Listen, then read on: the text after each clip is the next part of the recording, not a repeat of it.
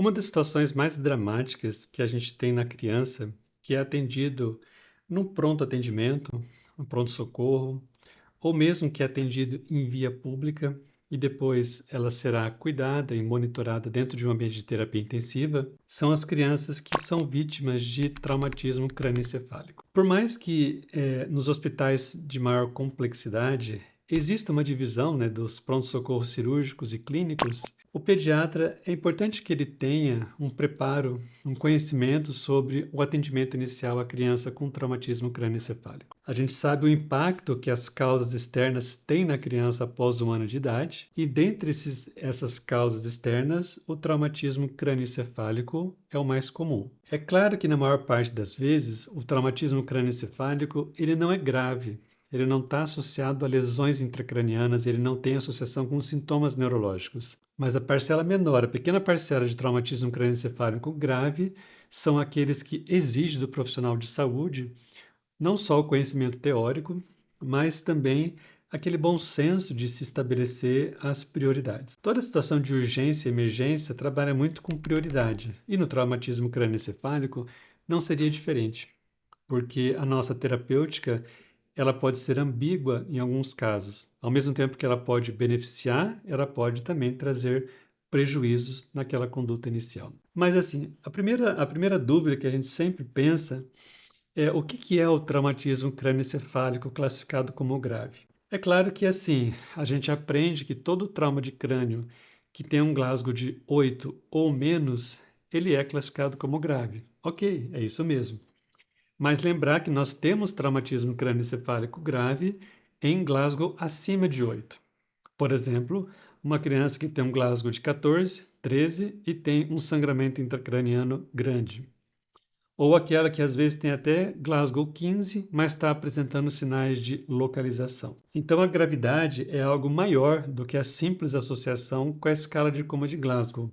Ela pode também estar associada a condições neurológicas, clínicas e cirúrgicas decorrentes desse trauma. Historicamente, né, o traumatismo crânioencefálico ele é descrito para nós, ele é apontado para nós como numa classificação também que envolve o trauma primário e o trauma secundário. O trauma primário é aquele que acontece no momento do trauma. Então, é a lesão contundente contra o crânio, é a lesão penetrante no crânio, é aquela lesão que levou, por exemplo, a uma lesão axonal difusa. É aquilo que acontece no local do trauma. E ela tem uma associação com mortalidade proporcional à sua intensidade, proporcional principalmente à energia cinética envolvida. Então, quanto maior a queda, quanto maior a distância que a criança foi arremessada, quanto maior a força de impacto contundente contra o crânio, maior é a chance dela ter como desfecho o óbito.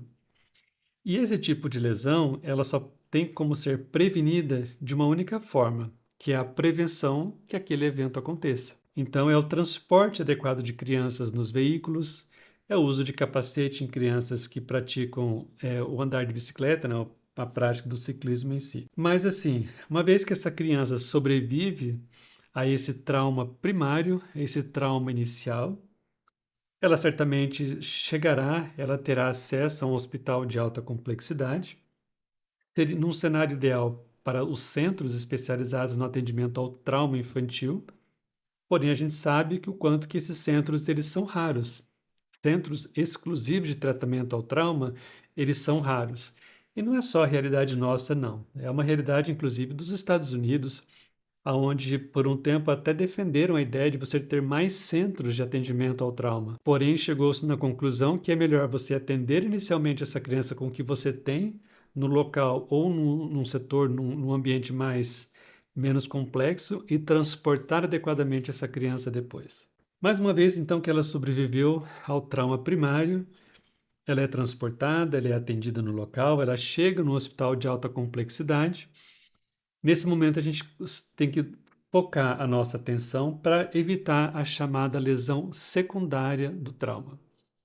A lesão secundária do trauma, ela não tem relação com a energia cinética inicial, mas ela tem relação com a hipotensão, ela tem relação com a hipóxia, com a falta de aporte de oxigênio e glicose para o sistema nervoso central, por exemplo. E aí entra a nossa responsabilidade. Então, como evitar, por exemplo, a lesão secundária do traumatismo crânioencefálico?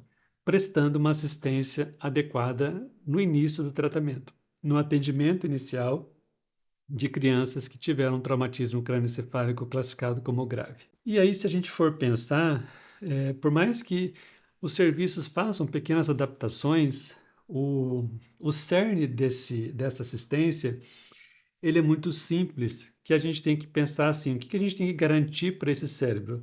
Aporte, substrato, seja de oxigênio, de glicose, de perfusão cerebral.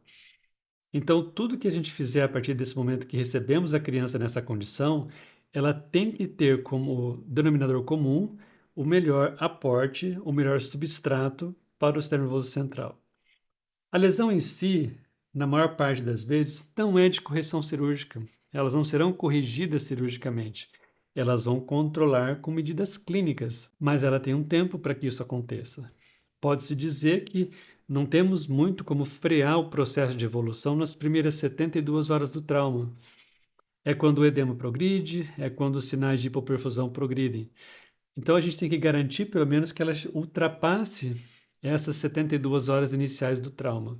Porque a partir desse momento, a chance de você controlar clinicamente uma lesão intracraniana acaba sendo maior. Então existe todo um esforço ali dessa hora de atendimento inicial e nas primeiras 24 horas de tratamento dessa criança. Então, uma vez que se reconheceu o traumatismo crânioencefálico como grave, um ponto bastante importante é saber discernir quem que é a criança que teria indicação de intubação orotraqueal e ventilação mecânica. Porque o fato de você obter a via aérea de modo definitivo, de proteger a via aérea dessa criança, já garante para ela uma oferta de oxigênio próximo do ideal. Então, a intubação orotraqueal não precisa estar ou acontecer naquele momento que a criança já está agônica, em franca insuficiência respiratória.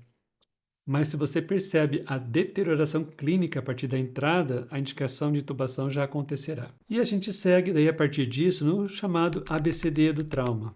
Então a gente garante a via aérea, garante a respiração, né, oferecendo a ela o suporte de ventilação mais adequado, o respirador mais adequado. Começa a avaliar assim os sinais de hipoperfusão, de hipovolemia, hipotensão arterial, então assegura uma circulação mais adequada para ela. Enquanto isso, a gente vai avaliando o neurológico e pesquisando outras lesões externas associadas. Então, esse ABCDE, que funciona para o trauma de modo geral, se for aplicado no traumatismo crânioencefálico, vai garantir ali pelo menos uma coerência no tratamento inicial. Então, pensamos numa criança que já tem a via aérea obtida, já tem a sua ventilação assegurada, a sua respiração assegurada. Avaliamos ali o componente de hipotensão arterial, mas mesmo que não tenha hipotensão, é importante que você assegure, por exemplo, uma via intravenosa segura, que possa ser usada para medicação, volume, hemocomponentes. Mas daí a gente já vai pensando assim que provavelmente, se ele está grave, ele pode ter um processo de edema cerebral em evolução. Ele já pode ter, inclusive, hipertensão intracraniana associada. E por mais que, no final de tudo, ele vai precisar de uma abordagem cirúrgica, como, por exemplo, um hematoma extradural, as medidas para tentativa de controle do edema cerebral e da hipertensão intracraniana começam o mais precoce possível. Então, terapias, por exemplo, como a terapia osmótica, que você tem como objetivo reduzir o edema cerebral, não deve esperar para iniciar no centro cirúrgico, não deve esperar para ser iniciada na unidade de terapia intensiva. Ela deve ser iniciada no pronto-socorro, no pronto atendimento inicial. Você pode lançar mão da solução hipertônica, do manitol, mas você não pode atrasar essa conduta inicial, porque o tratamento antiedematoso ele vai ser norteador de sobrevida nas primeiras 24 horas e vai ajudar a garantir uma certa sobrevivência após aquele período de 72 horas iniciais do trauma. Então, quando se usa, por exemplo, a solução salina hipertônica, seria uma solução que tem uma concentração de sódio ali perto dos 3%. Nós não temos disponibilizado um produto que venha lá, cloreto de sódio a 3%. Nós temos o cloreto de sódio a 20%. Então, nós vamos artesanalmente diluir até que ele fique numa concentração perto de 3%. usando, por exemplo, a proporção de 1:6. Uma parte de cloreto de sódio a 20%, 6 partes de soro fisiológico a 0,9%. E quanto que a gente vai fazer? Você faz uma dose inicial, uma dose de ataque inicial, que hoje na literatura a gente encontra referência que fala de 5 até 6,5 ml por quilo. Uma vez que você fez essa conta, né, de quantos ml da solução a 3% eu vou precisar administrar, você estipula que o tempo de infusão será de 1 hora. Então é uma dose de ataque que corre em 1 hora. E na sequência você já coloca a infusão contínua, que aí a dose seria de 0,1 até 1 ml quilo-hora da solução de cloreto de sódio a 3%, começando preferencialmente pela vazão mais alta, então com 1 ml por quilo por hora. Posso fazer o manitol? Até pode fazer como terapia exclusiva, combinada, mas só lembrar que o manitol ele pode ter uma ação diurética associada. Ele pode induzir uma diurese osmótica, o que no final pode comprometer a pressão arterial da criança. E quando for feito, 0,5 até 1 grama por quilo a cada 6 horas. Então essa é a chamada terapêutica osmótica, né, que tem como objetivo diminuir ou tentar minimizar o edema e a hipertensão intracraniana. Quando se compara muito a solução salina hipertônica com o manitol, pode-se dizer assim que o efeito antiedematoso, o efeito que vai atuar diminuindo o edema cerebral, é muito parecido entre os dois. A grande vantagem que a solução salina hipertônica tem é que ela mantém o hemodinâmico melhor, porque é uma solução de sódio que você está administrando no intravascular. Então você consegue manter a pressão intravascular melhor que quando você faz o uso do manitol. Essa terapêutica, quando você opta por usar, né, a solução salina hipertônica, deve ser controlada com a dosagem sérica de sódio, tendo como limites de normalidade até 159, ou alguns falam até 160. Depois, entre 161 e 170, você deveria reduzir para metade aquela infusão contínua. E acima de 170, preferencialmente suspender, aguardar um pouco e depois reintroduzir de acordo com a nova dosagem de sódio. Outro ponto importante é a profilaxia de convulsões, porque a convulsão por si só, ela pode acontecer no trauma, independente do seu tratamento, só que ela agrava ainda mais a situação daquela criança. Então, uma criança que teve um traumatismo crânioencefálico, que tem edema cerebral, que tenha hipertensão intracraniana, se ela convulsionar, é uma lesão a mais que ela está vivenciando. Então, toda situação que envolve gravidade, e de novo, no Glasgow de 8 ou menos, nós vamos fazer a chamada profilaxia anticonvulsivante. E o mais indicado na literatura é a fenitoína, por ter exatamente esse efeito de neuroproteção inicial. Então é feita uma dose que oscila de 15 até 18 miligramas por quilo, que é a dose de ataque, e depois mantém 3 miligramas quilo dose a cada 8 horas como dose de infusão contínua. Então, né, garantimos a via aérea, estamos já avaliando e garantindo a circulação, começamos a tratar o edema cerebral e a hipertensão intracraniana e, ao mesmo tempo, já fizemos a proteção contra futuras convulsões, por exemplo. E, além disso, a gente tem que pensar analgesia adequada, então em doses generosas de analgésicos potentes, sedação adequada, de preferência algo que não comprometa o hemodinâmico. A cetamina que antes, até 2015, era meio que evitada ou até contraindicada no traumatismo de crânio, pelo risco hipotético, né, de aumentar a pressão intracraniana, hoje é visto como proteção. Então, ela é uma opção de medicação para você garantir uma certa neuroproteção. E, além disso, para os casos mais refratários, né, de hipertensão intracraniana, considerar também a possibilidade de usar até o bloqueador neuromuscular. Ao usar o bloqueador neuromuscular, você acaba diminuindo um pouco o reflexo de tosse e facilitando, por exemplo, a drenagem venosa que vem do sistema nervoso central. Então, ele é uma alternativa para você usar naqueles casos de hipertensão intracraniana mais refratária. E se nada disso der certo, você ainda tem como opção terapêutica o tiopental. O tiopental já não é mais recomendado como primeira sedação inicial, assim como ele não é mais recomendado fazer doses de ataques no início de tratamento.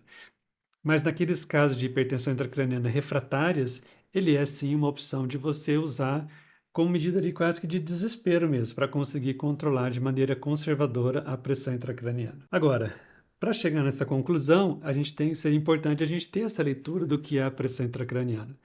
Então, todo traumatismo crânioencefálico classificado como grave tem indicação de se instalar um catéter para mensuração da pressão intracraniana, que pode estar instalado de modo intraventricular, intraparenquimatoso ou mesmo subdural.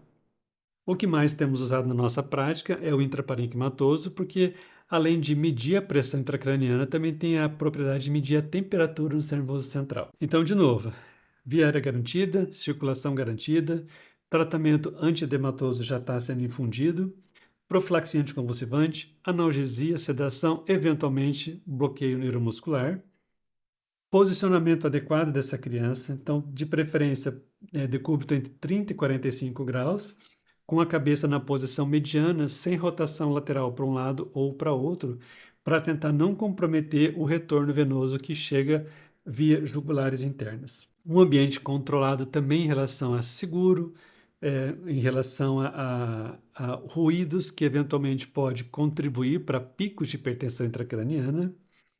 Evitar que essa criança fique com febre o tempo todo. Hoje se fala muito em hipotermia terapêutica, e nós vamos falar cada vez mais sobre isso, mas o que deve ser combatido antes de qualquer coisa é a febre, porque a febre por si só também compromete mais ainda a perfusão cerebral.